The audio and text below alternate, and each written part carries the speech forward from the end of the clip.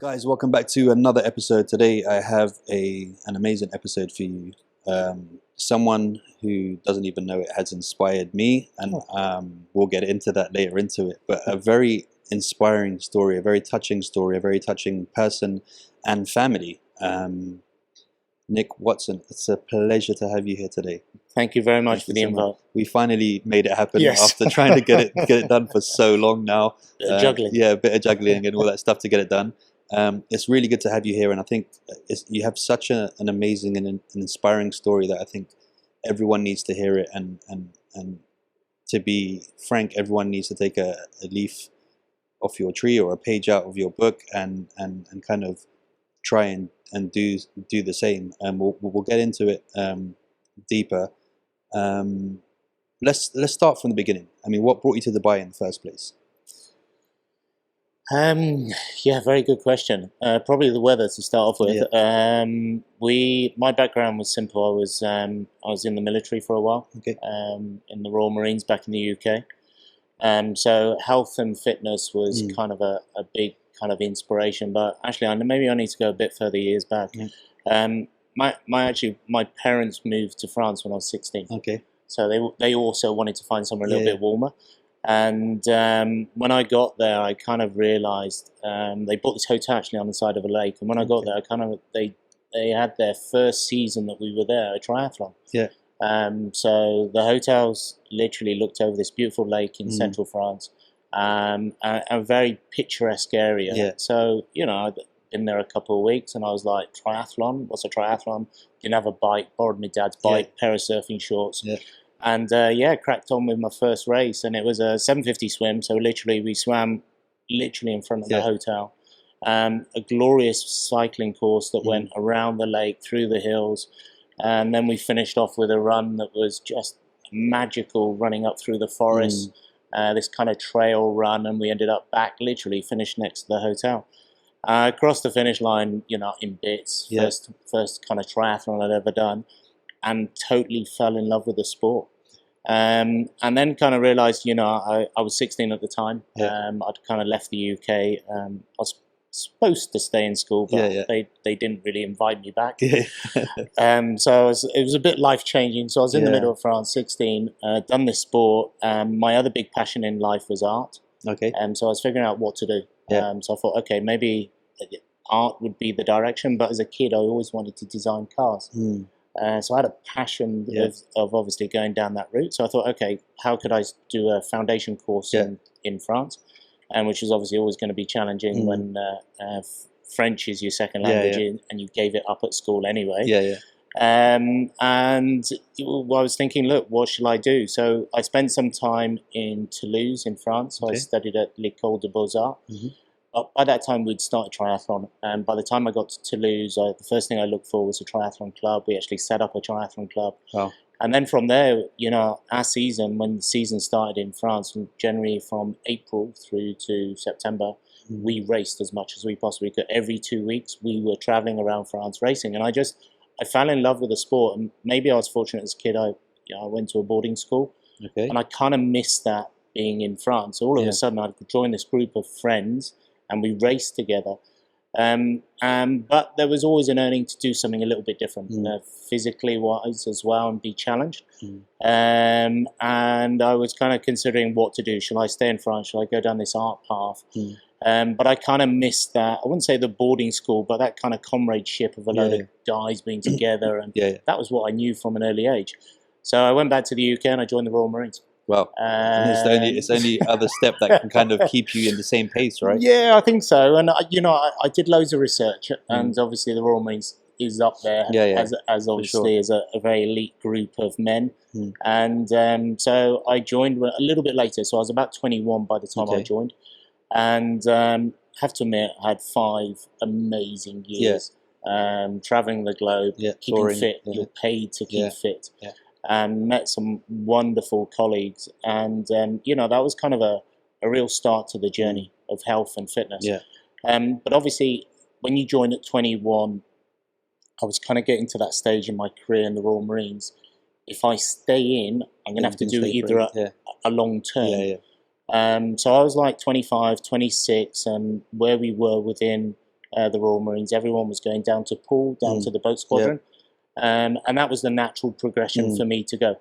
But I was just again at this kind of age as well, where I was 26 and I had a huge passion for health and sport and fitness. Yeah. And I was thinking, how could I maybe take this as a career? Do I stay in the Royal Marines or do I go outside? And I decided to leave. And I went down the personal training sports therapy route. Yeah. And that was kind of a bit of an eye-opener of, you know, what I wanted to do. And, you know, I think I'd found my you know, the tick in the box of where my career was going to go. And then I was very fortunate. I met my girlfriend there, obviously now my wife, Delphine, on the same course. And, you know, we came off the course and my wife had spent, coming into the course, about 9 months out of the country, traveling around Australia, New Zealand. So she'd kind of come back and winter had just started. I'd just left the Royal Marines and we were like, it's a bit wet and cold. Where should we go? And we came off the course and was at a friend's wedding. And the groom's brother was based in Dubai. So I remember chatting to him and he was like, you know, and we were saying, oh, look, we want to move outside the UK, maybe obviously get into the fitness industry somewhere a little bit different. And he said, have you thought about Dubai? And we went, where's Dubai? Yeah, where's Dubai? Yeah. We had no idea. When was this? How long this ago? was 23 years ago. Wow. So Dubai was still a baby. Yeah, of course. Yeah. And we were like, oh my God. So we went home, opened up a map, proper map. And we're like, it's next to the equator. It's going to be hot. So let's get there. So we had no idea what to do. Did you not have any preconception? What were your preconceptions when you came here? Did you literally think it was going to be a bunch of tents? And look, I don't know. We had no idea. You do your little bit of research on it, and the internet was in its infancy as well. So you know what I mean. The research, there wasn't much out there. But you know, by the time you loaded up the page, you already missed 3 weeks of just waiting for that page to load up before you could see the picture. Exactly. But we spoke to Andy. So Andy was based here. He's a school teacher and still there at Rashid Boys School. Okay. Wow. And so we spoke to Andy and we said to him, we said, look, you know, what's the fitness industry? And he said, look, it's very much in its infancy. There's not many hotels here, but they're slowly growing and there's gyms. Can and this is all very new. Somebody saying there's not many hotels in Dubai. Like that doesn't sound like Dubai. It was crazy. Yeah. So he said, look, my recommendation, and I'm a true believer in that, is look, get on a plane, come over, and explore yourself and see what you think of Dubai. And literally, I left the Royal Marines with about £800. That was it.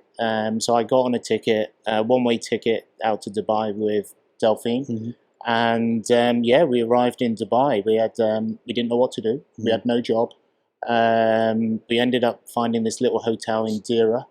Every morning we used to wake up, the whole corridors used to be full of fridges and microwaves as people used to ship things back to their home countries. We're like, what's all this about? And then we started to explore. So we started knocking on the doors of all the clubs. As you might remember, the Hilton Beach Club, the Hilton next to the Trade Center, you know, all in their infancy. They were pulling down Chicago Beach Hotel in those years. And we were like, look, honestly, we just saw that there was so much potential. And then we were kind of very fortunate. We fell into the build because we heard about this fantastic facility, which was the WAFI. And the WAFI was building the Pharaohs Club, this amazing health club. And even that wasn't even built. It was basically they were 18 months out from completion. And we were very fortunate. We kind of got to meet the construction guys who were, you know, all part of it, but they were starting to put the team together. And we had one interview and they went, you can come. But it was like a year away. Obviously the building wasn't ready. So you had to kind of figure out what we're going to do for it. We didn't stay here. We went back to London.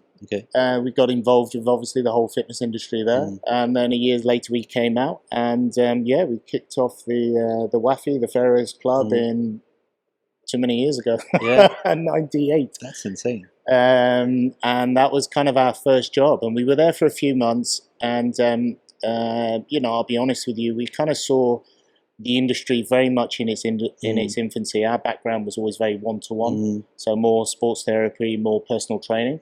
The club hadn't really introduced that. So we just, you know, we said to them, look, we've got an idea and a concept.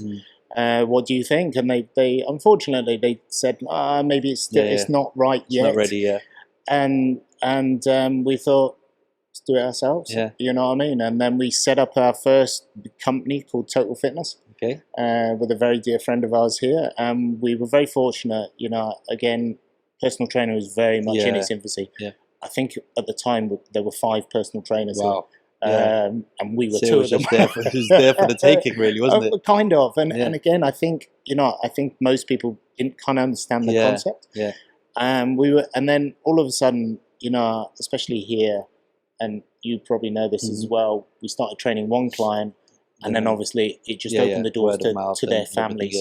Exactly. So, you know, we had some fantastic local Emirati families who are now still dear friends, and it's probably why we're still here. Yeah.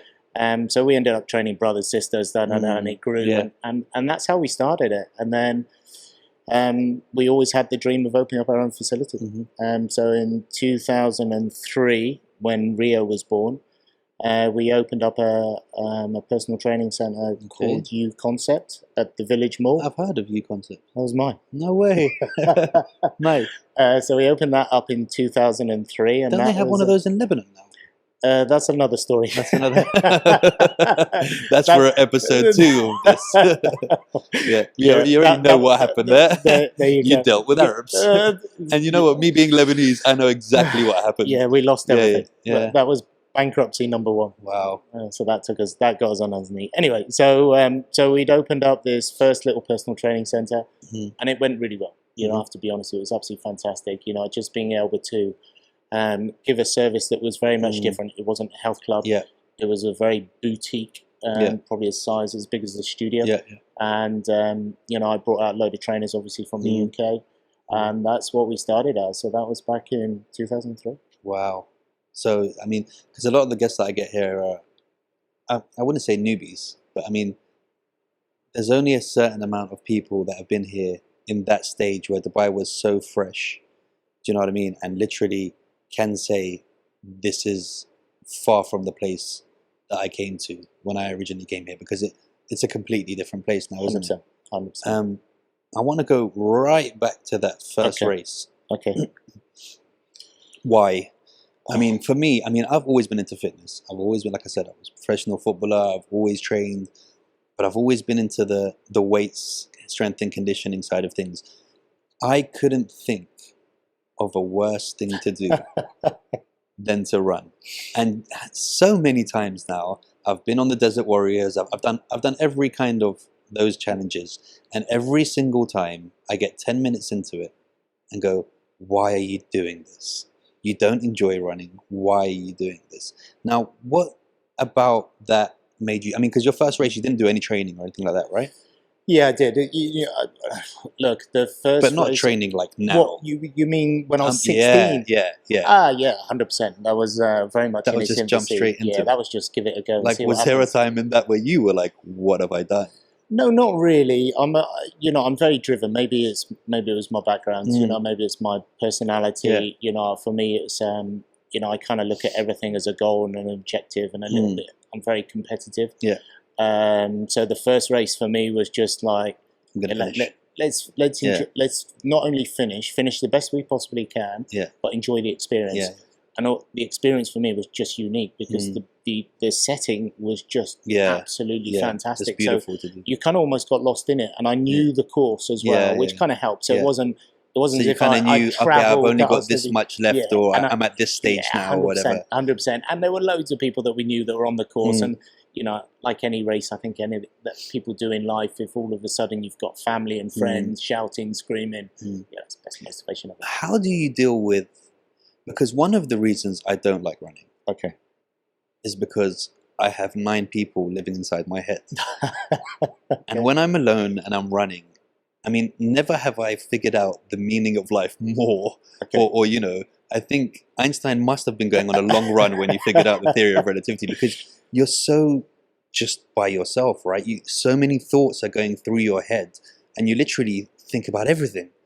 How do you stop from, I don't know, maybe I just don't like myself and I don't want to talk to myself, but how do you separate that, or do you embrace it and let that be a kind of like... I'll be honest with you, I'm the opposite. Yeah. I switch off.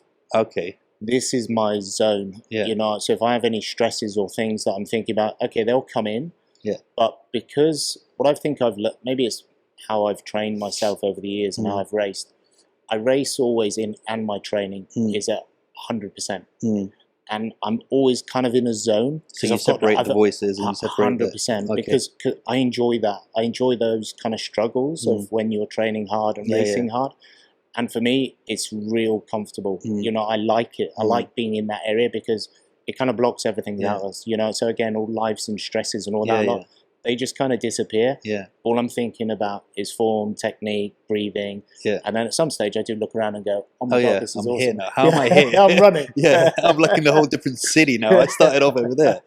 Yeah, I know what you're saying. And for me, this is actually my zen when I race and train. Yeah, because I'm the same as you with everything else in life. Okay. Everything, any sport I've taken up, there's always been friends of mine going, how have you become this good in 3 weeks? You know, even when we were, like, I'd done a lot of capoeira. It was like, awesome. I was one of these kids that would change my mind every couple of months.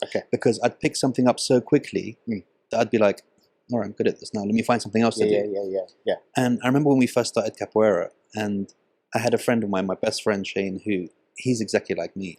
So we had an argument with some of the students who had been there for months and months and months. It was only a month in, and we were like the best in the class. And they were like, just don't pretend you've never done it before to seem cool in the class. You know, they didn't get that. We just picked it up really quickly kind of thing. And so I'm like that with everything. But when there's something about running, just specifically running. Just running? Yeah. What have you got on a bike? No, bike I can do. I go to Al Qudra and I'll ride for hours. That's fine. Swimming? Swimming is fine.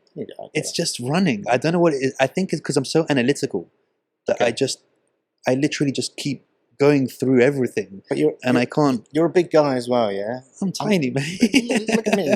There's a difference here. But you're lean because you run. I can't get any leaner because I won't run. I won't get through that stage. And I think I just kind of get inside my head so much that I begin to not enjoy the run because I'm thinking so much. Maybe you can teach me how to do that. You know, I think also when it comes to sports, so obviously our backgrounds are very similar. When it comes, I've done lots of coaching in triathlon and obviously all the disciplines. I think one thing with running, similar to cycling, no one actually ever teaches you how to swim. And to run or cycle. When we swim, we generally will have lessons. We learn technique and we learn all these elements. And I think people just go out and run. But there's actually an enjoyable factor to it. And I think, like you said, if you pick things up and you're taught how to run, can make it so much more interesting, because then it's not just going for a run. You're working on drills and techniques, etc., etc. And I do the same thing with, obviously, when I swim, when I bike, and when I run. So when I go out and run, I'm always focusing on something rather than just going, oh, why am I running? Maybe that's the point. Because I'm the opposite. I'm only focusing on why am I running, and why did this happen, and how did that happen, and how can I make the world a better place, and why is this going on? Let's go running. Let's go running. We have to do it. So now let's talk about how old were you when you had Ria? How old was I? So that's 17 years ago, and I'm 51 next week, the weekend. Wow, you're 51. Yeah. You look like just hitting your 30s, mate. Oh, mate, the gods have been good to you. Where shall I send the check? No, really. You do. I'm 51 on Saturday. Wow. Congratulations. Thank you very much. Give me some of that water, whatever it is that you're drinking during the runs. It's just running, mate. Start running. Exactly. 17 years ago. Okay, 17 years ago. And let's go through the whole process of your story.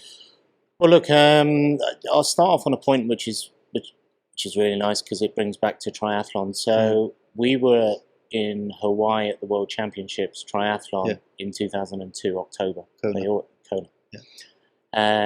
Delphine was pregnant at the time, and we had gone out to race, and a monumental moment in anyone that does triathlon being at the World Champs. As I crossed the finish line, I always remember turning around to Delphine and saying, one day I want to come back, not knowing, with my son and daughter and race here together. Never knowing how the story would unfold. Rio comes into our life on the 4th of May in 2003, and everything was fine till 6 months. So it was was a Friday afternoon. It was kind of bath time. I was bathing Rio. So I'm in the bath, little boy, you know, foot long, on my chest. Lovely moment, that moment. Yeah. And all of a sudden Rio's head drops to the side and he stops breathing. His eyes roll back into the back of his head. He goes completely blue. And I panic, obviously, shout mum. Mum's next door. She comes in. We get out and Rio is just this floppy body. So we jump into the car. We have no idea what's happening. We jump in the car and we lived in Jibber at the time. And we're driving to the Iranian hospital now, Wassel Road. And after 7 minutes, Rio comes out of whatever has just happened. While you're in the car? Whilst we're in the car. Okay. My wife's hysterical, I'm driving. We get to the hospital, we rush into A&E, the doctor on duty sees him. But by this time, Rio's become more conscious, his breathing's there, he's a bit more rigid, and he does some quick tests and said, look, he looks fine, and sends us home. So you can imagine we're in with like no idea what's just happened. So the Saturday, we kind of go through the Saturday, and we come to bath time, and as we're bathing Rio again, exactly the same thing happens. Wow. And the bizarre thing about it is how we both deal with this is completely different. The day before, I'm very composed, saying, we do this, this, and this. Delphine's hysterical, obviously. Next day, the other way around. I'm like, I'm going to lose my son. Yeah. She's now saying, Nick, you need to do this, this, this. Wow. So again, we're back in the car. And 7 minutes. So now we're starting to, this is number 2. We kind of think 7 minutes. It's the same. Oh, okay. Exactly the same. It's gone completely floppy, stop breathing. The breathing's the issue. And we're back in the car. And again, after 7 minutes, he comes out of this second episode. So he stops breathing for 7 minutes. Doesn't stop. He's conscious, but he's struggling. You can see. Hence the change of color. Yeah. His lips go blue, fingernails go blue. So you know it's horrendous. But he goes floppy. And again, we get to the hospital. Another doctor says he looks okay. We go home. 2 days later, another seizure. It's every 2 days. Not really. The first one was back to back. Then we had nothing for a couple of days. Then we had something 3 days later. Then 2 days later. Then we have no idea why they're happening. And every time they're lasting about 7 minutes. I have to admit, every time they happen, I think I'm losing my boy. And it takes us through this journey where we have no idea what's happening. As we were based here, we start to see some specialists here. We start to see some fantastic guys. But the time just progresses. We go into 1 month, 2 months. Rio's still having the seizures, and we have no idea. Every time they're happening, the doctors have no idea. The doctors have no idea because again, it's nothing that they can really compare to. You know, he's going floppy, stop breathing, but he's at such an early age. He's 6 months. You know what I mean? There's no, you can't ask him what's happening. And this just continues. So we start a journey, and we start a journey that starts here in Dubai in the UAE. By seeing the best possible people we could. And we end up back in the UK. We obviously end up in Great Ormond Street, which is probably the most amazing hospital for something that would maybe not non-diagnosed at this stage. And we end up after 4.5 years with a gentleman based out of Harley Street called Dr. Segal, who was his specialty was chromosomes. Okay. He actually gets quite excited when he first sees Rio and comes up with some features. He's got something, how his lips developed, and this, and we're like, what? He says, look, we need to do some tests. We need your blood, we need Mum's blood, we need Rio's blood, and we need to send your samples into Europe. Yeah. So we've got, they've got universities and labs and all around the world. So it ends up in Paris, etc., etc. And then finally we get diagnosed. We get diagnosed that Rio, we're all made up of just over 22 pairs of chromosomes, and Rio on chromosome 1 has a minuscule deletion. Wow. Because that replicates itself, that ends up with these difficulties. So it's called, after the deletion, that's how rare it is, it's called 1q44 deletion. Wow. Has another word at the end, it's called de novo, which means it's non-hereditary. So it's not come from mum, it's not come from dad. Life gave us Rio. So yeah, it's been the early, and still today, the early days were extremely challenging. As a family, it just puts huge amount of pressure on us both because of the unknown. And again, Rio, the sieges weren't always a couple of days; they lengthened themselves out. He still has them today. They're very different. We had a few which were very bizarre. When he was probably about maybe a few years in, I can't remember how old he was. Time disappears sometimes. Maybe you just blank things. He had one seizure that lasted an hour. I was saying goodbye to him. He just wouldn't come out of it. And then the bizarre thing is, it was in a March the following year, on the same date, at the same time, he had another one that lasted another hour. It's just bizarre. The specialists came in and they were like, guys, do you know you were here a year ago? Exactly the same thing. And we were, oh my God. So, the things that you'll probably ask is, how does that challenge him? So obviously he's now 17. I'd say he's non-verbal. So communication is there, but in a very different way. He's got his own language that goes on. He just like chats to himself, which is magical. We'd love to know what he says. But he learns things out of repetition. So as a kid, you like nursery rhymes. We'll still get Incy Wincy Spider 20 times a day. Happy birthday. He absolutely loves. But because it's repetition of words, more things are coming, and we've probably got 1 or 2 or 3 words that will link now. But there's still, he'll make noise sometimes over asking for something rather than saying please. He does say please. So obviously that's challenging. Most things, gross motor skills are a challenge for him. So even walking, I think walking sometimes is, we've got a feeling at the moment a lot of things are in perception. So I think his perception of depth are a struggle. So when he comes down the stairs, he'll want to hold on to something. I don't think it's the physical element. I think it's more, the space and the environment. He does something called stimming. So he'll get stimulated if he was here now. By the environment. So trying to absorb this. If there are things moving, so like water, waves, escalators, cars, they stimulate him. So he does something like a handshake. And I think it's just absorbing his environment, the environment. Is there a different one for when he's enjoying the stimulation, or is it? No, not necessarily. I think it's just generally when that stimulus is there. Does he do it to let you know that he's being stimulated by it, or just it just? No, it just automatically happens. Okay. He will do it in his own time, and I think that's just his way of absorbing an environment. And it's, if he was in this room today, it would take him time to adjust, understand the lights, dad speaking, etc., etc. But then he'll I wouldn't say calm down. I don't think it agitates him. I think it's just his way of processing things as well. And another thing, he's still in nappies, so you can imagine that what a challenge at 17. It's been a challenge all our lives.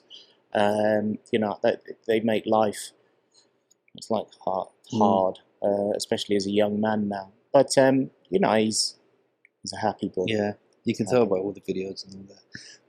I hope you don't mind me asking, but this is something that I feel, because I can only begin to imagine that your heart was in a box at some stage, like not even, sunken so deep into your body, because I have children myself, and if one of my twins,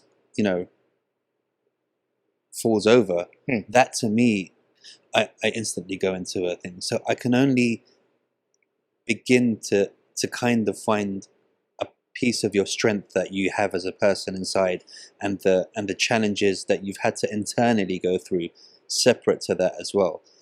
And it must have been such a strain on your relationship with your wife as well, because that people tend to assume that something like this is going to bring you together, but not knowing that also could really drift you apart. I mean, is that something that you found that it was challenging in that sense, or? Well, let me give you a statistic. The divorce rate of a family having a child with disabilities or determination is about 80-90%. Wow. It ruins families. Just on so many levels, just on how to cope. They say that obviously having a child, I'd like to say, is differently abled, really puts the strain on any form of relationship.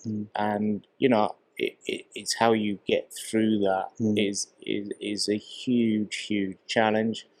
And they say that it's like having a loss, because what you end up doing as a father or as a mother, unfortunately, especially in the early years, I don't know if this is right or wrong, you're always comparing. So you've got friends who have children who are growing up, same age, but all of a sudden they're doing these activities, they're doing this, they're this in their stage in life, which is completely normal. Even friends do it between each other. 100%. But then all of a sudden you're going, oh, I can't do this. You know what I mean? And it makes things very difficult, even sociably. You know, we have all these wonderful friends and hearts all in the right places, and they're always inviting you, but you just, you feel the odd person out when you go to the whatever that event may be. And at some stage you just stop going. And I think where we found our strength is the strength of being a family and being able to deal with these things ourselves. And you know, I might be publicly outspoken person and do what we do, but we're a very private family. We love our own time. You won't see us out much, you know what I mean? Dude, I'm the same as well. People are always like, oh, why don't you come to this place? And I'm like, do you realize that I have the best magical best friend house that I could ever... I don't want to hang out with you. I want to hang out with my kids and my wife because 100%. They're so much more fun than you are. Look, I'm totally with you. You know, our time at home is precious and we love it. You know what I mean? And and I suppose it's grown, maybe it's grown to, this is all we know, but it's just, you know, we're our happiest if that makes sense. So yeah, we're very home people. So where did you go from, and at what age was Rio where you were like, okay, we're gonna decide to do this. I'm doing triathlons. I'm gonna bring him along, and because I think I saw somewhere, because there was a family back in the 70s or 80s, a father and son, Tim Hoyts. Were they an inspiration to you? Of course. You know, we're in touch with the family. Oh, okay, wow. They are anyone's inspiration. When Rick and Dick Hoyt crossed the finish line in Kona, the race that we were at, and I'll tell you about that. We do want to go back. Of course. And all of a sudden, when you start thinking how we could do this, you're kind of looking at them, what equipment they're using. It's the pioneers, you know what I mean? But look, again, it's a fantastic story, lovely family, and they've done so much for the community of disabilities by spreading awareness, which is exactly what we do. You know, it's what's kind of directed our life. But I'll be honest with you, the 2000 when we started to race, so 2014, training with my wife during the summer, not quite sure, doing lots of circuits in the gym and stuff, just kind of. I'm not a big one for lifting weights. I like to go in, kill myself in 30 minutes, then leave. That's kind of my typical routine. So we're doing these together and real fun. But over the weeks, just really struggling. And Delphine was getting stronger than me, and I was like, what's going on here?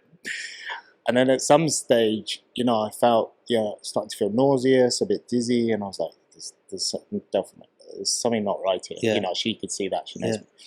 And she said, look, I think you should go and see... go and get a checkup.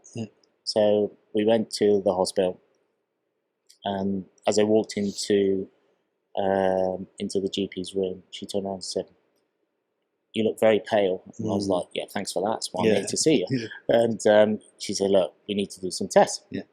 No idea where these tests may go. So after a few tests, they found I was internally bleeding. Had no idea why. So obviously we had to do a bit of an investigation, and they found that I had a 6 centimeter growth in my colon. For fuck's sake. At that point, you must have been looking up, going, "Well, what exactly is the game here that you're playing?" There you go. And no one wants to hear the C word, Yeah. and you're just like you're in bits here. So too many things go through your mind. Yeah. Obviously, straight away was okay. Straight into surgery. We remove it. Fantastic surgeon. He removed it. Went in. Obviously took it out. Everything else was, there were a few kind of polyps in the similar area. Cleared all that up, and said, look, kind of good to go. So as I woke up from the anaesthetic, my wife was out. First thing I said was, I want to do an Ironman. So I said, what do I, so we had a lovely English nurse from Leeds, real tough, strong accent. Yeah. As I woke up, Delphine was there, the nurse was there. I said, what do I need to do? She was like, best recovery is get moving. So I said, all right, give me the crutches. Yeah. So straight out of bed, walking up and down the hospital. So I was like, I'm going back to Kona. And Delphine's going, what? So obviously with Kona you need to qualify. So I'd planned. So you're at a very high stage when it comes to triathlons. Yeah, I'm all right. Yeah, you're like, yeah, I'm all right. I'm just like one of the best in the world. No, I'm not that level. Not that level. This is a hobby. Yeah. It never got to that level. I wish it did, but things went in different ways. So I thought, look, I want to go back to Hawaii, but you have to qualify. So I planned out 6 months. This was May time to the race in Barcelona, which hopefully we qualified. It was September 8th. So I started training. And we were still in our early years of running our own business, and we'd had a few roller coasters there. Lost. I think, I'm not sure if we'd lost our second company at that stage. Anyway, another story. And I kind of, life was just is tough anyway. Running your own company, but trying to also at the same time train for an Ironman is you need 25 plus hours a week to put into training for an Ironman. This is hard enough without a company, man. But exactly. You literally just fucked on both sides. And we were opening. So and at some stage, I think my wife turned around to me and said, "Have you ever thought about racing with Rio?" And I just went, "Wow, how am I going to do that?" In typical male, I'm like, okay, equipment, what do I need? How am I going to do it? And again, it goes back to Team Hoyt. So I started looking at them, what they're doing. And then, financially we were struggling as well. And we were just like, I can't even afford the equipment. So we put a message out on social media. We got a response in like 24 hours. Wow. The CEO then at the time from Adventure HQ had just opened. Okay. So Nick, what do you want? So I was like, well, we need a kayak, we need a chair, and we need a bike. So they shipped in a cargo chair. So it's basically, I'm not sure if you've seen like in the Northern Hemisphere, like Denmark through the cities. Oh, okay. They have these elongated chairs and they put goods on them and you can put kids on them. So I was like, this is perfect. So I've done a bit of research and we kind of got the equipment like a few weeks before the race. And I was also thinking, what race shall I do? It's the first one. And I was training for an Ironman. There's no point in doing something small. So I did a half Ironman, and it was the longest we could find. So it was a 1.9 swim, 90k bike, 21 run, and we did it. I love the way you say that. Like it was only a little one. You basically described to me like a whole week's worth of work. We kind of signed up for that. And Rio was little; he was like 12 at the time, but we had no idea how Rio would take to doing this race, you know what I mean? And we always said from the beginning, if he's not happy, we stop. You know what I mean? And Rio will make it he'll be vocal enough to tell us he's not happy. And that was my rule with wife and me. And we were like, Rio's not happy, we stop. So you have no expectations of what will happen, but you had this race, so we swam the swim. I had a mate that followed me on a stand-up paddleboard. So when you're swimming, Rio's in a tied to your waist or ankles. Ankles, okay. So I tie I don't know if you've ever seen those stationary swimmers that you swim in the pool. Yes. Slightly elasticated. Yeah. That's what I use. Okay. I tie that to a carabiner on the kayak. Pull the kayak. Just pull the kayak. That's the only way I can do it. Just pull the kayak with a person on it. It's fine, pushing would be hard. So we did the first swim, and then we get on the bike, and we're out there for a while. So 90k on a race that was a little bit undulating even in Dubai. And we come off that, do the run, cross the finish line, and we just go, oh my God, Rio was 12. How did that feel for you? I don't know. I don't even know how to express it. I suppose it was one of those moments in life where you ticked all the boxes. Yeah. On every possible element that you could tick. Being a father, doing something physically fantastic. The engagement from the community was just overwhelming. Everyone that was on the course, all the spectators. And it was just, I don't know how to express it. It was just that feeling of a massive achievement. But most importantly, Rio enjoyed it as well. Just loved it. Just the biggest smile. Because I've seen how he is. He just loves it. He just, and I was like, oh my God, we found something together for all this that we've gone through, and he's content. Yeah. And I think, I say this a lot, I think if there's anything that a father or a family wants in life, is their kids to be happy. Of course. Everything else is irrelevant. Yeah. The big house, the big car, it just does not matter. Yeah. Your children are happy and content. It's the most rewarding feeling. And as I crossed that finish line, I picked Rio up, and he just gave me a big smile, and I was like, this is it. This is, I found something. I found the rest of my life. 100%. And I found something that we're bonding together. Yeah. Do you know what I mean? Because again, you're having a child who's differently able, you're uncertain, where your role is. Mum takes typically, and she's amazing, has taken the role of, the therapist, the nutritionist, the everything, has ticked all the education. So, and sometimes you feel as a father, I'm not quite sure what to do. Or if I step in, am I going to mess everything up as well? Am I doing the right thing? Ruin the routine and do everything. 100%.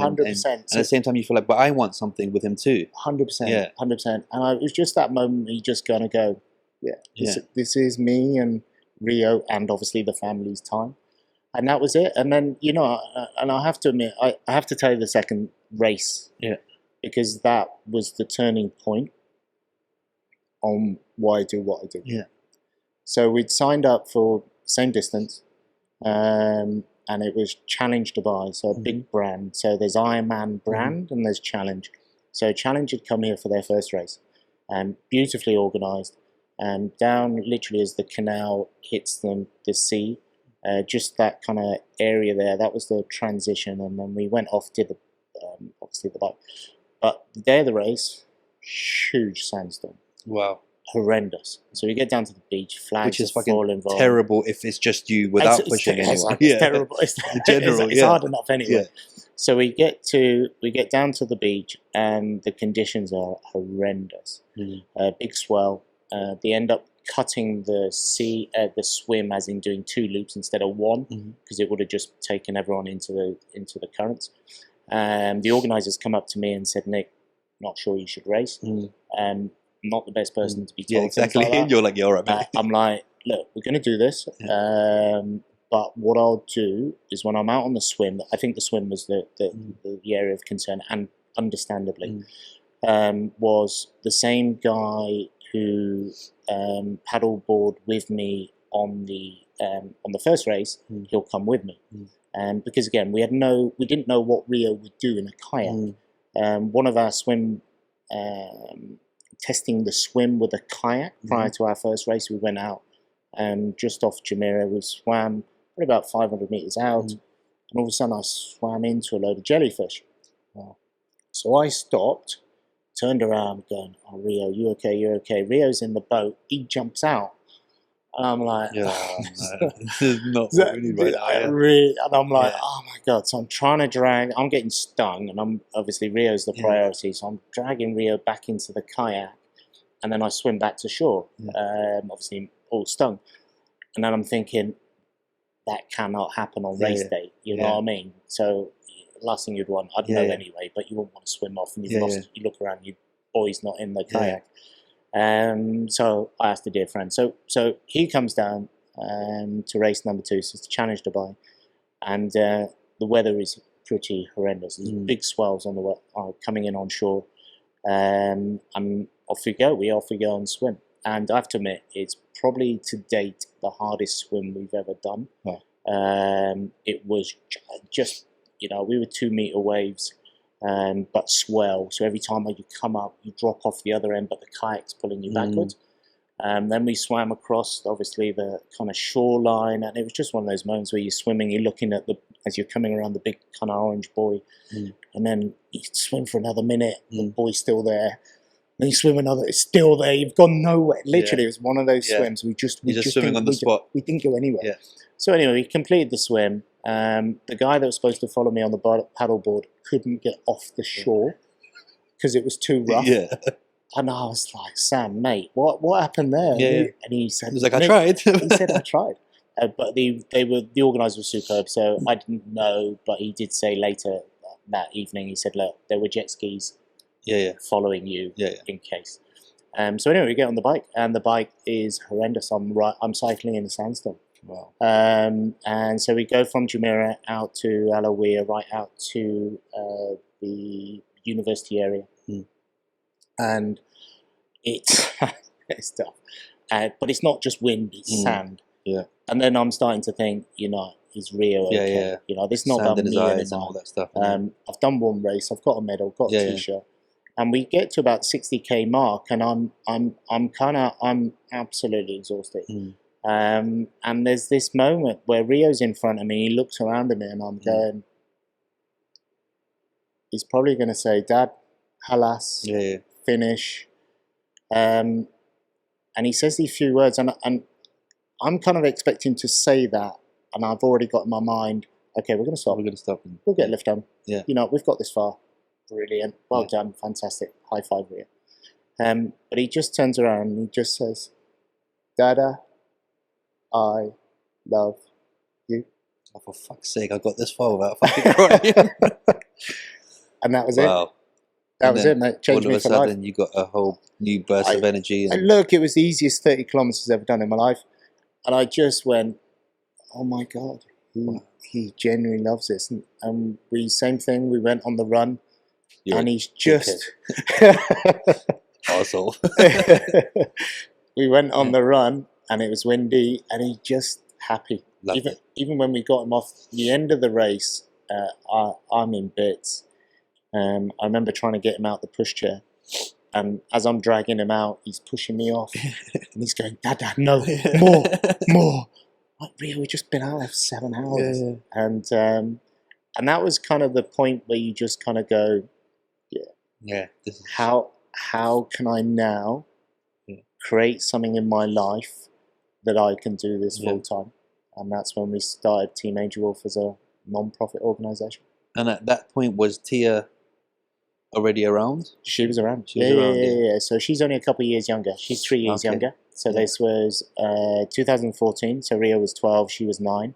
So she's at the races with us, not racing. She's behind the scenes. So I have to admit as well, the logistics of us racing is huge.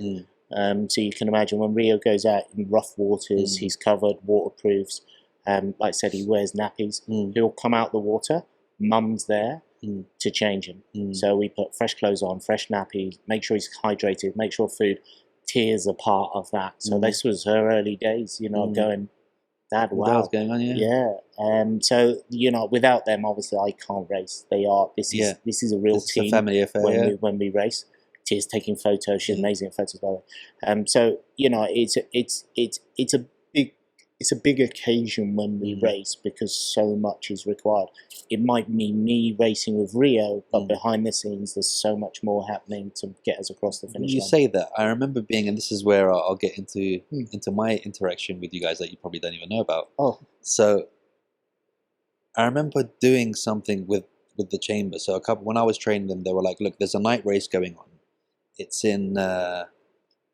And this wasn't the first time I saw you guys, but this was the time I actually was in the same race as you guys when I was convinced to friggin' run again. So it was a night race in... Mount Sheba? No, it was in near Trade Center Roundabout. What's that park called? Was it Safa Park? Yeah. And you go up behind the stairs. and around, and then you come back again. And it was only like a 5K, and each person had to do a 5K or something like that. Yes, I know what you mean. You know the one, the relay one. Yeah, and they had like a stage there with people warming other people up and stuff. So I remember everyone's getting ready and all that stuff. Zabil Park. Yes, that's the one. And then all of a sudden, like it was a scene out of bloody 300 or what's that film called with Mel Gibson?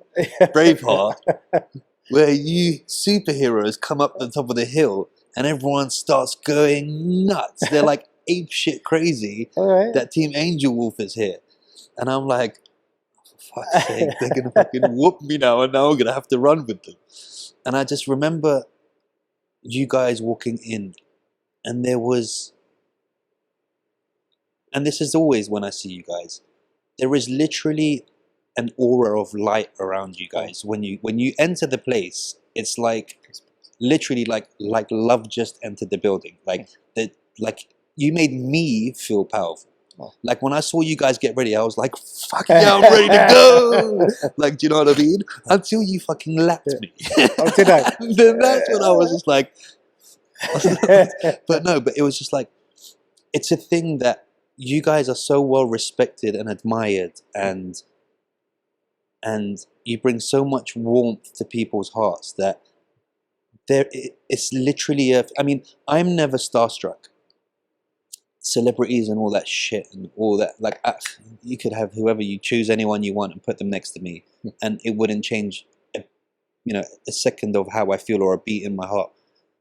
But when it's people who genuinely come from a place of love, like you guys, like I get a bit of shivers when I see you guys getting ready to compete. Like, and you walk in there, I'm just like, oh yeah, it's game time, it's game time. Like to the point that I want to once come and run with you guys and do something like that.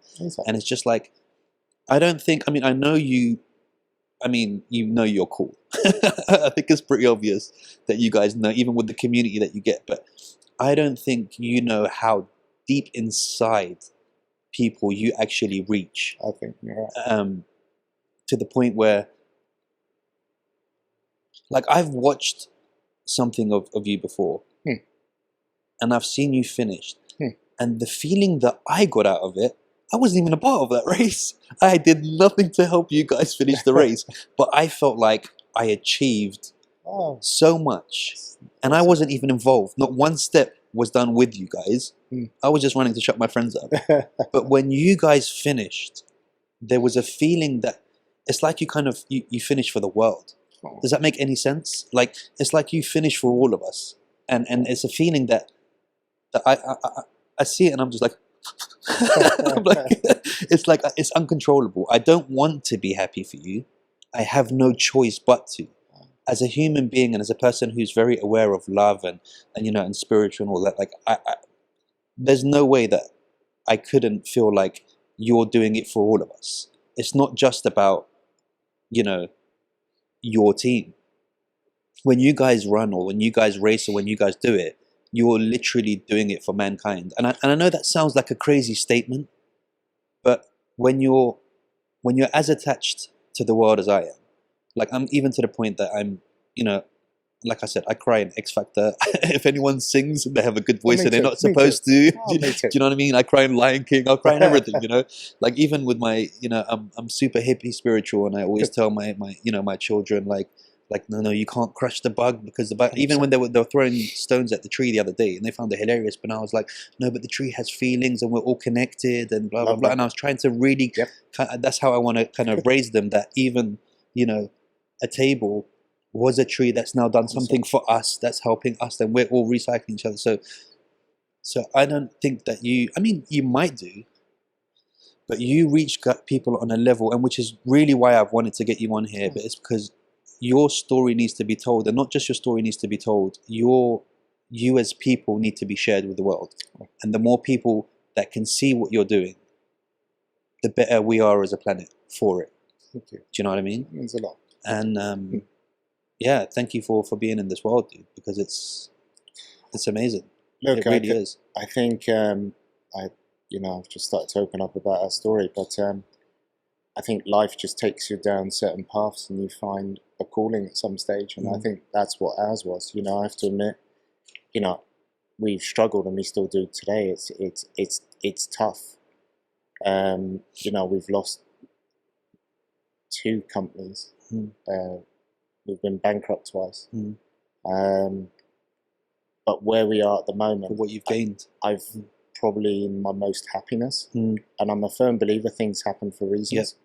Maybe I wasn't supposed to run X amount of health clubs or gyms and stuff, or whatever that might have been. This was my calling, and like I said, it's I go out and do what I do because I love it. I have no agenda.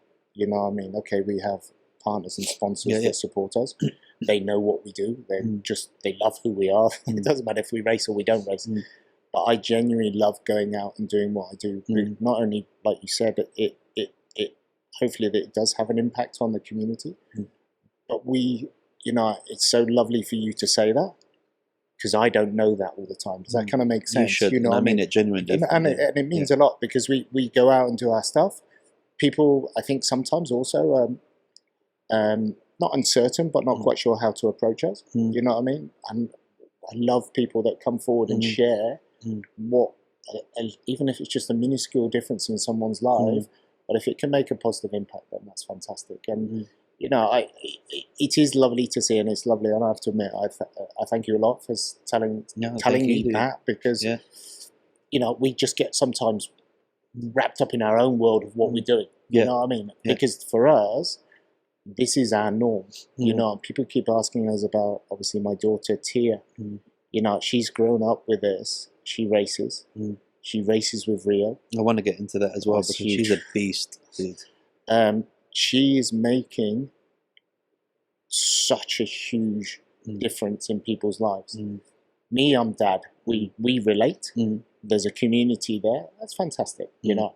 But what Tia is, this young 13, 14 this weekend, little girl is doing, I don't think Happy birthday, Tia. This will be out on your birthday. I don't think she realizes the impact that she's having for her own generation, for young girls, for women.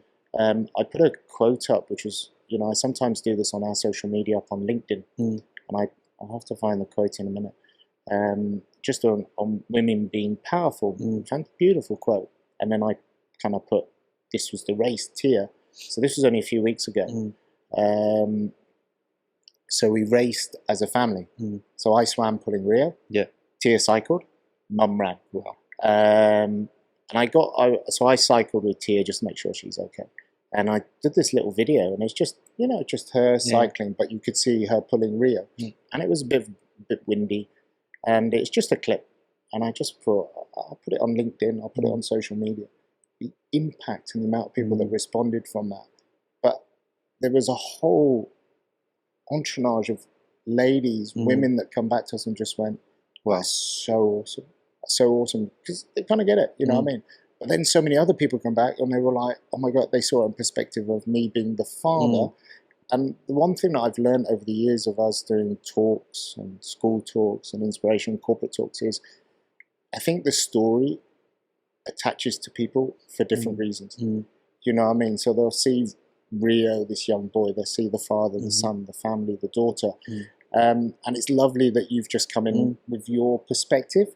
But if I speak to someone else, they'll probably say something a little bit different. And I just think that's what's very powerful at the moment. So yeah, we're just a family. So Bloody good family, mate. Yeah, I mean, when did Tia just decide, right, I'm doing this? Kind of, yeah. Look, and as you're aware, you know, when you're in the world of fitness and health, they tend to follow in the. They do, but my goal always was never to push Tia into what we did. This was my sport and Rio sport that we've done together. Triathlon was something that I love, and never at one stage have we pushed Tia into it. She's come back to us and said, "I'd like to start swimming, cycling, running." Me, that's going. Yes. Yeah, just like. Like, oh really? Where did that come yeah. from? Just like bikes hanging up in the house. Instead of paintings, you have different pieces of equipment. Exactly. Yeah. So she started, and she started with a little race, and this was years ago. She was like, I think her first race was, she must have been about 7 or 8. Wow. And just a kids one that was here. I don't know if you remember, they did the X Dubai, Yes, which was always a part of now Dubai Fitness Channel. I think they're doing it again this year. So she did that, and and she had friends around, and then all of a sudden you find that there's a little triathlon club. She joined the training, and then obviously every weekend we're generally racing, so she's there, and little by little she just turned around and said, look, I'd like to run, I'd like to swim, I'd like to bike as a solo, to the stage when she said one day, I want to do a race with Ria. Wow. So she did her first race was a duathlon. So she ran, pushing Rio in the pushchair, and then the bike, she pulled Rio on the bike, and then she ran. Not easy. I mean, how much does it weigh with the pushchair and Rio?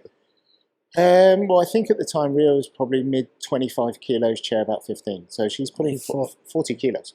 She was 8. Do you know what I mean? I was just nuts.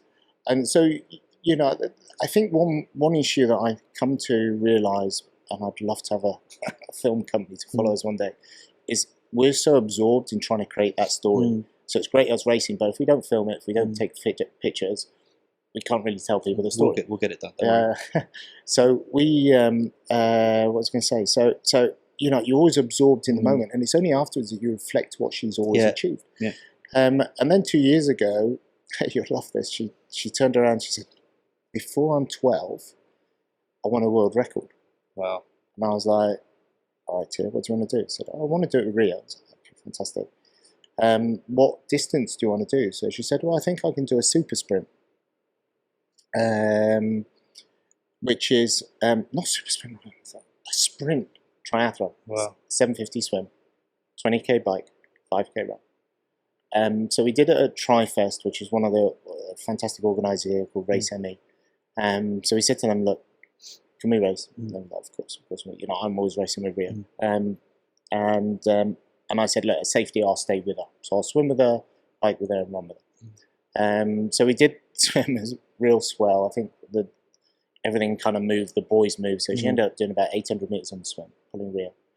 And then she went onto the bike, so 20k bike in windy conditions past Jibber, so in the kind of free zone, Nikhil, down there. And there was a stage where she's a bit like me. She goes very quiet. When I race on train, people try and talk to me. I don't. It's not that I don't acknowledge. I'm in my own area, and it's a zone. She's exactly the same. So she's got a tear in her eye, and I'm like, "Tia, you okay?" Just cracks on. Gets to the end of the bike. We go on the run. I'm like, "Tia, if you want to stop, you can." So we go out on the run, and she just absolutely smashes it. And they're just those moments in life where you cross the line, not only with Rio, your daughter, in something that you've started off as a family, and now your daughter's not being asked to take that role. She's come to me and said, I'd like to do this. And then all of a sudden you realise how powerful that message is as a younger daughter of your older brother with disabilities, is doing something and knows that Rio's happy. And it's very, very powerful what she's doing. And it's really amazing too, because I mean, whether you know it or not, her life is pretty much set direction wise, which people don't find until they're in their 30s, 40s. She's kind of figured it out very early. I think so. What I mean? Look, I think so. It's quite funny. We met, we had to do an event with Dubai Executive Council, and everyone was there. And one of the very top, lovely lady came up to her, Tia, and she follows Tia. She says, Tia, one day you're going to be a spokesperson for the UN about people with disabilities. So we walk away. Tia goes, what's the UN? Nice. So I'm like, but again, I think with Tia, I want her to find her way. in everything that she does. It seems You know like what I mean? she's finding her way. Yeah, I think so. But again, it's up to her. You know what I mean? I think everything in life, like we said, finds its own path. And you know, she's very humble as well. And you know, when she did the world record, she is homeschooled. Fortunately, especially in this climate. But she used to be a part of a group, before she's now home. And I kind of, at the end of the week, after she'd done the world record, so at the end of the week, I picked her up on the Thursday, and I was having a chat with the teacher. And I was like, did Tia mention anything about what she did last weekend? And Mal went, no. I was like, did she mention that she did this world record? Wow. No, not a thing. Not even aware. Not a word to know. No one knew. Wow. And I was like, that strength is enormous. Because if it was me, I would have told everyone. That's true. I would have told people that I'm attempting the record, whether I got it or not. I'd be like, I tried a world record, right? So I just think she has some lovely ethos and huge potential to be a real powerhouse and a spokesperson for, like I said, we don't know what path that might be, but I'm sure in the world of disabilities, I think she's got a lot to say and a lot to show people by showcasing what she does rather than just talking. So she's a good thing. And this is the thing. What you're saying as well is you have a way of having the most meaningful, deepest conversation with us without having to say a word, which is really beautiful, because not only are you having a conversation with us when we're watching you do it, we're then having our own conversation about what we need to do after that. Do you know what I mean? Okay. Because, seeing stuff like that just makes me want to be a better dad. Okay. Like, I try to be the best dad ever, but when I saw you guys do that first, I was like, you know what? I want to put my kids in the thing and my wife and take them and do the same thing. I just wanted to do one run, one triathlon with my wife and my kids both in there, just to, what's the word I'm looking for? To use it as a metaphor that no matter how hard life gets, I will always try and carry you guys through it. Okay. Do you know what I mean? Yeah. And that thought came from seeing you guys doing it. Do you know what I mean? And again, so many people will watch your thing and they'll have just like epiphanies of, oh shit, I'm really not pushing myself at all in life. Do you know what I mean? And I think the best thing that you could ever do is to try and push yourself. And again, whether you guys notice it or not, which I just want to keep repeating, I really want to get into your head, is that you just know about the people that have told you about it. There are so many people, like if we didn't have this episode now and we had never met, you wouldn't have known about how much you've inspired me personally. Do you know what I mean? So there are hundreds of people and thousands that you inspire. This is before even that's to come in the future. And it's just a beautiful thing. One thing I wanted to was, have you ever worried about Rio having a seizure in one of the races? 100%. Is that something of concern? Yeah, look, of course it is. We keep an eye on him at all stages. I think to be fortunate enough so far, that's not happened. And I think maybe because his body is on such a high and stimulated. Yeah. So you'll see when he swims, there's obviously swimmers around the kayak. He just loves the movement. So he's in the water, So his whole body's at another level, being stimulated by what's happening. Same thing on the bike. So it's kind of keeping him at a high in awareness. And whereas the seizure for him, the only time he's really in is when he's in a relaxed state. Yeah. And he falls into it, and then you're kind of checking him. You're going, check his nails are first, lips are next. And there's an aura around him as well. We can almost tell there's one coming. Yeah. And it's very bizarre, but look, of course it is a concern.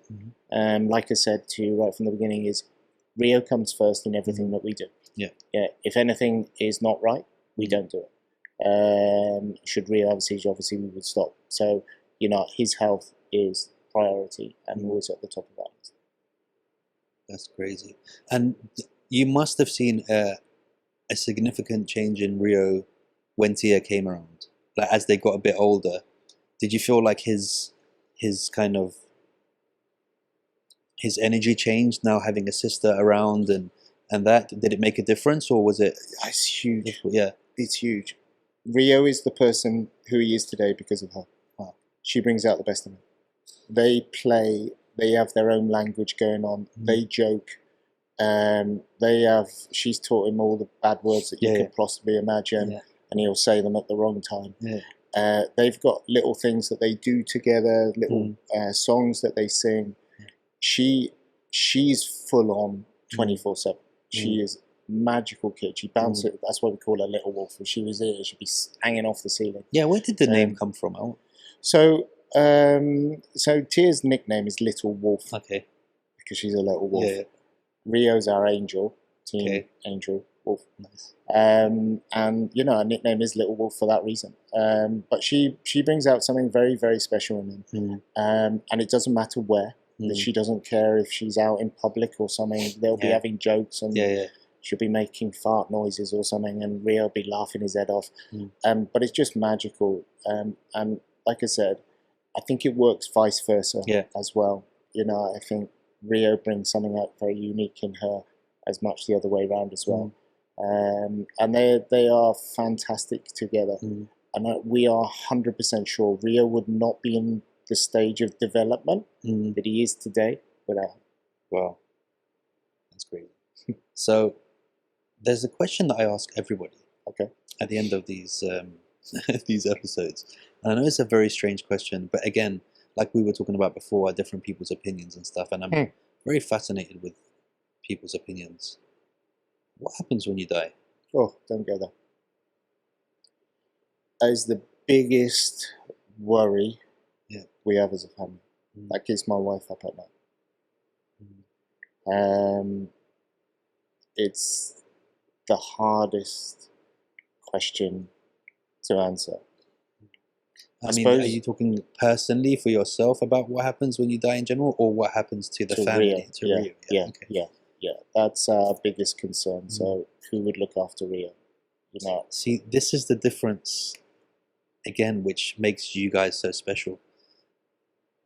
When I ask that question, I'm asking about your thoughts about the afterlife or whatever.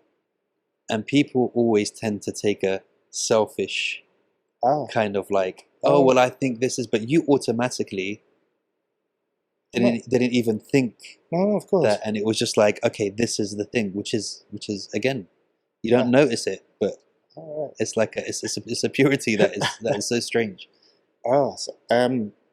Which part of the question would you like me to answer? We can do both. We've got time for both.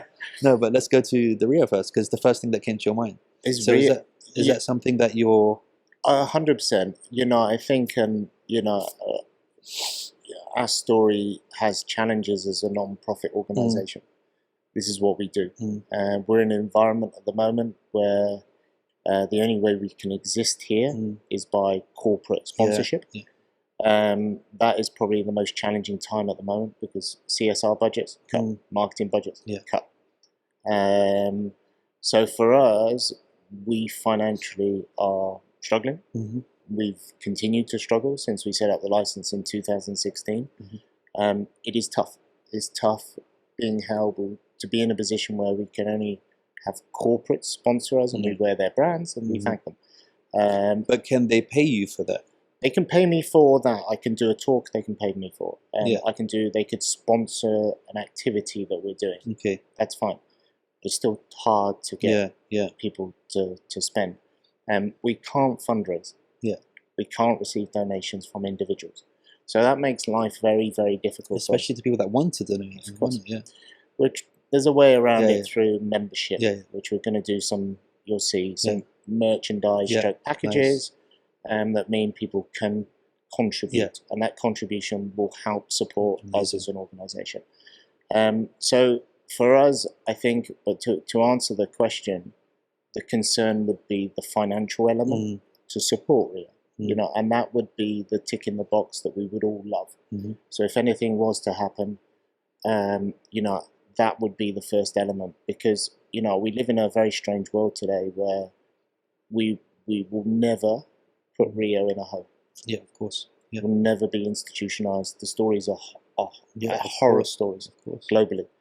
And that's something we just wouldn't do. So we would love to be in a position financially where we would be able to find that support. It would definitely have its challenges, but they are the first thing that we think about on a daily basis. This, like I said, this does keep my wife awake all the time, and that's I have to admit, that's probably our biggest fear. It's mine as well, but for me, one thing I've kind of, I think living with Rio has taught me something very unique. Rio lives for the now, for the moment. I have a feeling he has no idea or doesn't care what happened yesterday. He's definitely not bothered about tomorrow. He loves every moment. You can see when we race, when we train. He's smiles, he's happy, he's content. People around him. And what's magical as well now, even more so, is people come over and say hello to Rio first before me. That, as a father, we've ticked the best box in the world. That is inclusion. That's what Team Angel is about. Our hashtag is inclusive impactivity. It's about making sure that everyone, whoever they are in the world, is included into on the same level. There's no wealth shouldn't be a part of of course. A race shouldn't become a part of it, whatever the religion either. So, inclusive impactivity is a huge part of what we try and do. And, you just kind of see how content Rio is on a daily basis. He just lives in the moment. And I think maybe I'm in a better position. Maybe I'm an artist as a background. So I'm a very visionary person. I'm an entrepreneur. And I live now. I'm a dreamer. And I love these moments.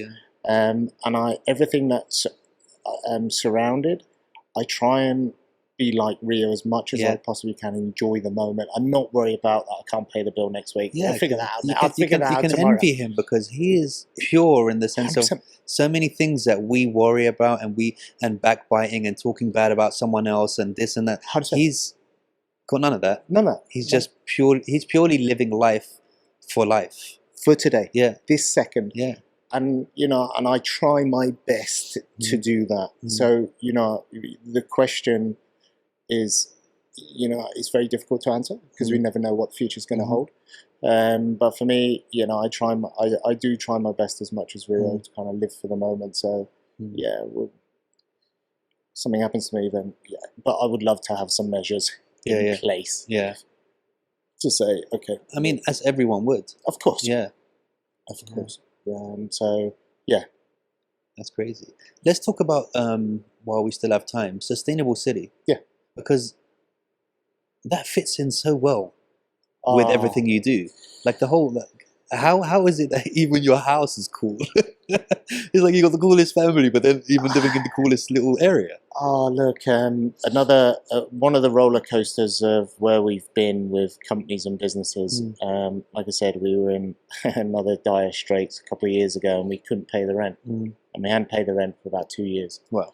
We had a lovely landlord, and they were very supportive. But it kind of got to a stage where they were like, Nick, there's only so much we can do. Yeah, exactly. So I said, look, the only asset I had at the time, you'll love this, I had an old Land Rover Defender. Oh, wow. And I was like, stop making them now. Yeah, I know. And this was my little pride and joy. I said, look, if I sell this, will that clear things up? And they agreed to it. So again, I gave them cash, but they said, look, Nick, we know where you are. We love who you are. But you need to find a solution. So I was like, what am I going to do? So we just started Team Angel Wolf. And I thought, because our world is sponsorship, I thought, look, let me think about why don't I approach a property developer? So the price of what a sponsorship for an annually would come in as, maybe this might be of interest. So I heard about Faris, who's the owner of Sustainable City, and it was one of these places that I've always wanted to go to see and understand the concept, because again, this is, our ethos as Team Angel Wolf is about green living, healthy living, our background as well. We're vegan, we're plant-based, the whole family's plant-based. And everything that we do revolves around sustainability. We're very passionate about it. I was like, maybe. So I'd arranged a meeting with Faris finally through a few connections, and I sat down with Faris. I gave him a presentation, lasted about 20 minutes. And I finished it, and he was in tears. Wow. And I was like, and I said, "What do you think?" And he says, "Nick, go and choose yourself a 3-bedroom villa." Wow.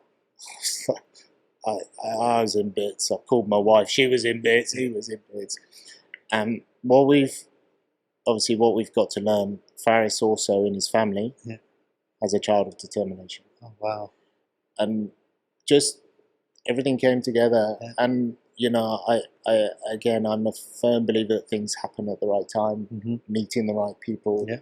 I am a super fan. Yeah. I fly the flag for Sustainable City just because not only do we love the place, I love the owner in who he is, what he represents, and how he wanted to help us and still does. And you just kind of go, yeah, that's good. That's good.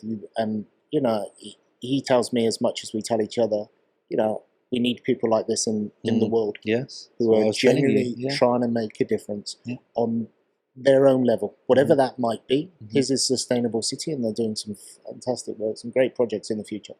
But he's just a genuinely good man. And he's like, all the wealth in the world, doesn't make a difference than someone helping someone else, when people are struggling. I'm a firm believer of that. And I didn't even, I didn't go into the story. He didn't even know about that. I just presented to him who we were, and just said, look, how can I help? So I said, look, we would love to hear it. And, told him the story, and he was like, yeah, of course. So we live in Sustainable City. Magical place. It is I've never been there, but I have a friend who lives there, and people have been telling me, go check it out, because we're at the stage now. I mean, we own our place in the Greens, and I mean, we like the Greens because there's green there. You know what I mean? There's a pavement. You can actually walk around and stuff. But it's getting to the age now with the twins and that, where it's like we need the backyard and all that. I mean, we have the big communal area, but it's like villa living is the place, and then that was one of the places that kind of goes with our ethos as well. I mean, my wife is the same. She's very spiritual, and she's like, follows medical medium and celery juice, and don't eat this, and heavy irons in your body, and all of that stuff. So that would just be like the place to go. Look, it's even the whole philosophy around the layout. Yeah. So there's no cars. There's no cars. There's central parking near the villas, and it's lovely. When I was a kid, I was brought up in a little fishing village in Cornwall, in England, and no one locked the doors. Kids ran everywhere. So we all lived in the streets, and we were next to the sea, so we ran down and swim, and you wouldn't see your parents until someone would be screaming out the door to get you back for dinner. And I grew up with that, and Sustainable City's kind of got the same. There's kids everywhere, and you just kind of, this is magical. Because there's no cars, and it's private, and all this we live in a concerning time, but it's just so lovely to see children just play. And everybody kind of helps, of course, and everyone does their bit, and the nice thing about Sustainable City, because it has an ethos around it. The people that move in have generally that same thought process. You're not going to get like people partying there and all that craziness. You get that. But not like you do in Marina and all that stuff. No. The parties are more kind of like down to earth and family parties. Well, the nice thing, if they have a party, they invite you. So. Exactly. Yeah, man. I mean, what's next now? I know Kona back again. Yeah, look, that's you tried to go back once already, right? So no, the goal is to go back to Hawaii. Okay. That is, we're trying to, I wouldn't say complete a story, because like you said, Tia's going to probably jump in my shoes at some stage, but I'll still keep racing. But because we started in Hawaii with, in 2002, me racing, Rio being, Delphine being pregnant with Rio. Promise to your wife and the earth. I want to go back. There's a story to be told there. We've put in a request. We're still waiting for Ironman to come back. Obviously, this year was cancelled because of COVID. It's there next year. But what we have next year, and I'm kind of umming and ahhing it, to maybe postpone it another year to 2022, because next year we're doing Challenge Roth, so Challenge Dubai, but they're doing a full distance, and they have their big race, like Kona is Challenge Roth. So it's in a little village in central Germany, just outside Munich. This race sells out in minutes. They will have about 3,000 competitors. I'm not sure what next year will be like, as in numbers wise. We've been invited to race. They have, you have to love it. You have to Google Solar Hill Roth triathlon. There's a 1 kilometer hill. It's 10 deep on each side. It's like it's like Tour de France. And you go up this hill. You do it twice because it's the loop of 90k. It's just magical. And I know athletes that have been out and they just said it's brilliant. The race itself, obviously over the whole course, there'll be 80,000 spectators on the course, on the swim, the bike, the run. Now, you know, I love racing here, but we don't get those numbers. So to be a part of that, so we're there next year. That's my first full distance. That's 3.8 swim, 180 bike, 42. If we do that in July, then Kona in October. We're, you know, it's not even the physical element. We need to keep the story going. So at the moment, you might have seen the trailer that we made. So our goal at the moment is to have a film company. These guys called Nomad. They're going to follow us for the next year. We're in discussion with them at the moment. Another way to get global exposure is to create a series out of this and then sell this, or see if we can get this sponsored to Netflix, Discovery, and see where this will go. And we think there's enough content to make it interesting enough. So for us, that's a big goal. So, you know, our goal is to take the story abroad, is to race more abroad. Just the circumstances have changed now because of COVID. Races are starting to open up. But again, we're back to the same situation where we need financial support to get sponsorship to get there. But our goal, if I could race once a month around the world, I'll travel. 100%. You'll get there. You'll get everything that you need to get done. Don't worry. You deserve it, and I think we deserve it to see it as well. Thank you. Where can they find all of your Team Angel Wolf? Is the main Team Angel Wolf is really the social media. So your Instagram, your Facebook.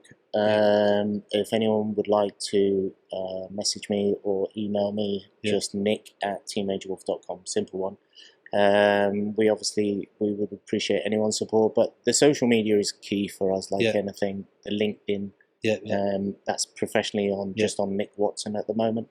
The website we're playing with that because we're trying to sort out membership, merchandise, trying to get relevant permissions, set that up online, payment gateways. So they're quite challenging as well to get them done and do them properly as well. At the moment, we want to make sure that we launch everything with a great product, which represents us.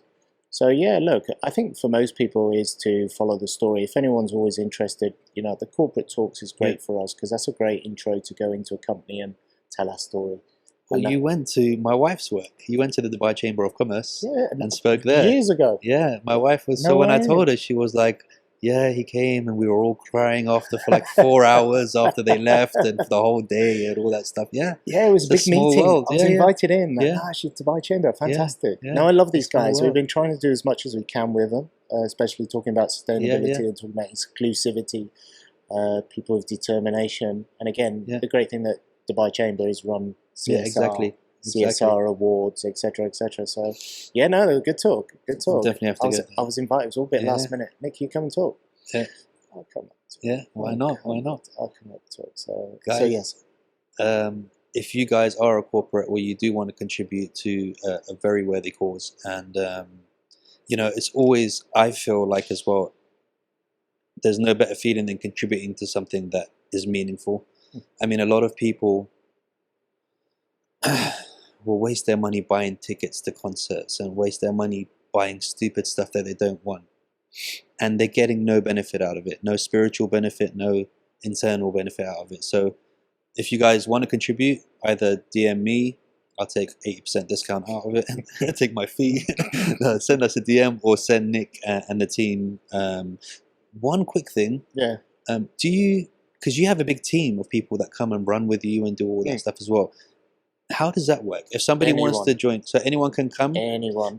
But they won't be, they'll be running with you. They won't be really involved, as in running with No, the kids or anything like that, right? look, and that's really one of the goals. So, before COVID, we used to do quite a few activities. One, 5 floating wheelchairs. Mm-hmm. We do an activity called Beach Blast. Okay. So I go to school, tell my talk.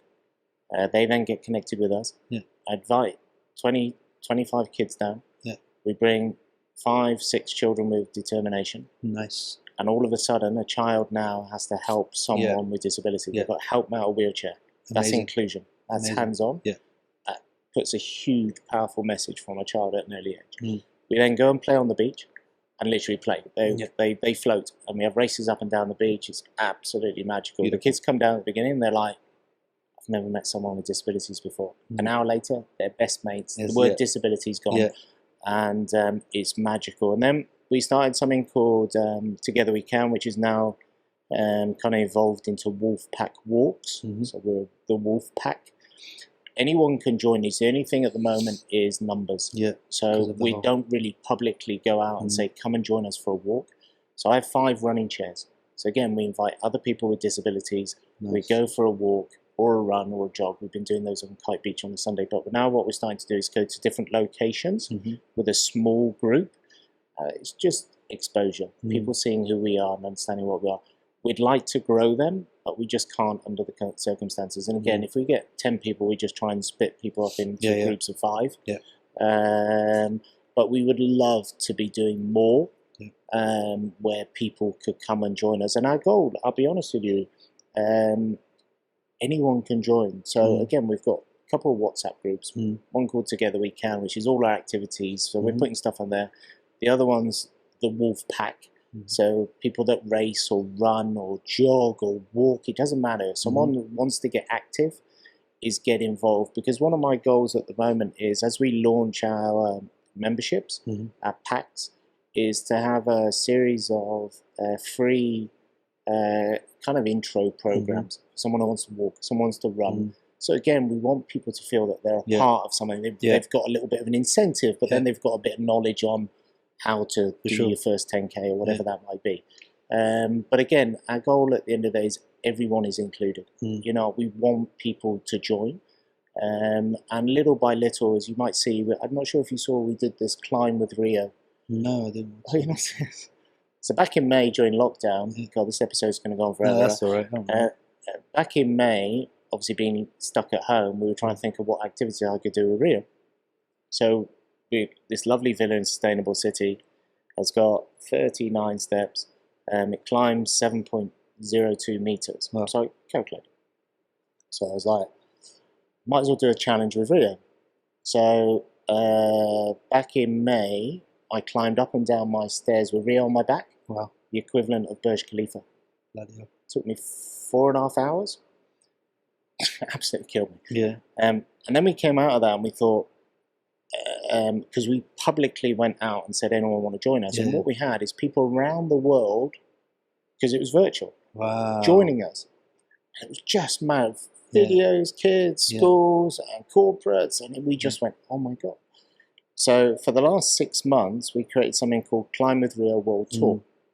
So every month, we go to a different continent, and we climb in our home virtually a tower that we choose.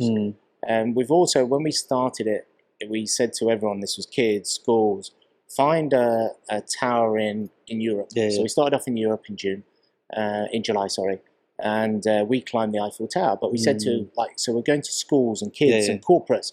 So it's great for the kids. Okay, go and find out. Well, entirely up to you. You choose a tower. So Big Ben, how high is that?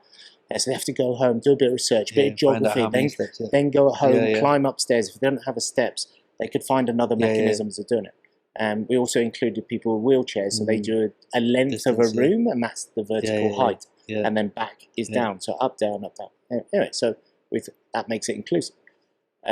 So in June, we did Europe. So I climbed the Eiffel Tower, a bit easier than Burj Khalifa. Then we went to Africa, so I did the pyramids. Wow. Of course, it was a nice, easy one.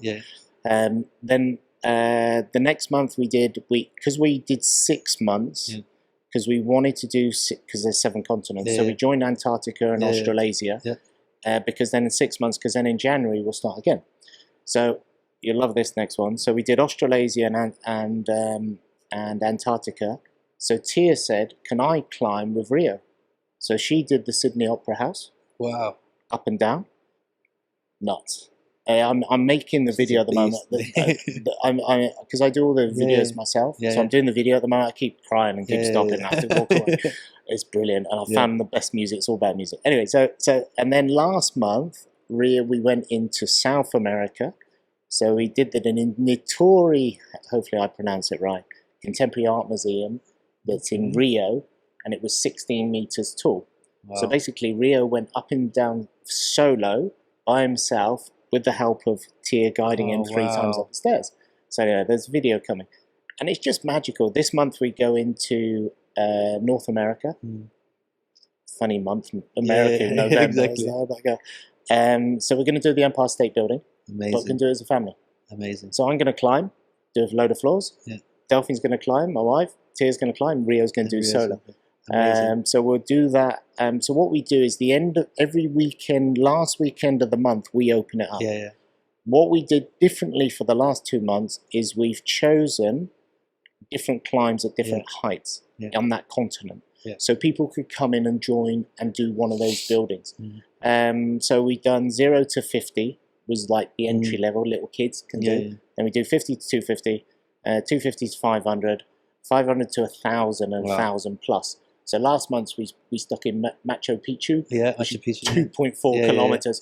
Some people did it. Amazing. So now we tied up recently with guys called Infoto, that do all the events and that virtual stuff. So people can sign on, do it, have a leaderboard.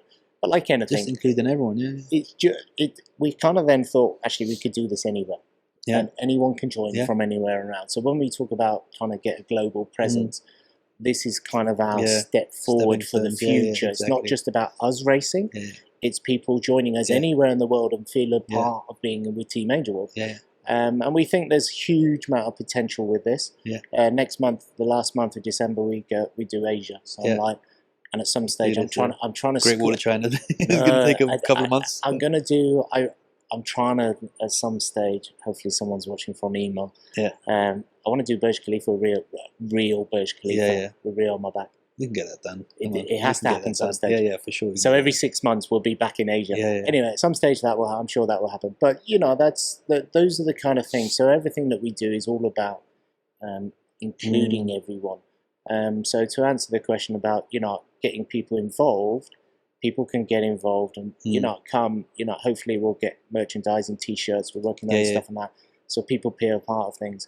And then for us, really key to this is getting schools, kids, and then obviously corporate. So it's not just about corporate sponsoring us; it's about the engagement with their team. And I have to admit at the moment, because we know how tough it is, and we know people are being let off, etc. And it's challenging financial times for a lot of companies in lots of different sectors. But we do come to realize as well is, the team or the staff that's still employed within that organization, mental health through the roof. People are completely stressed. I think if organizations start thinking, why don't we go out into the community and support community initiatives?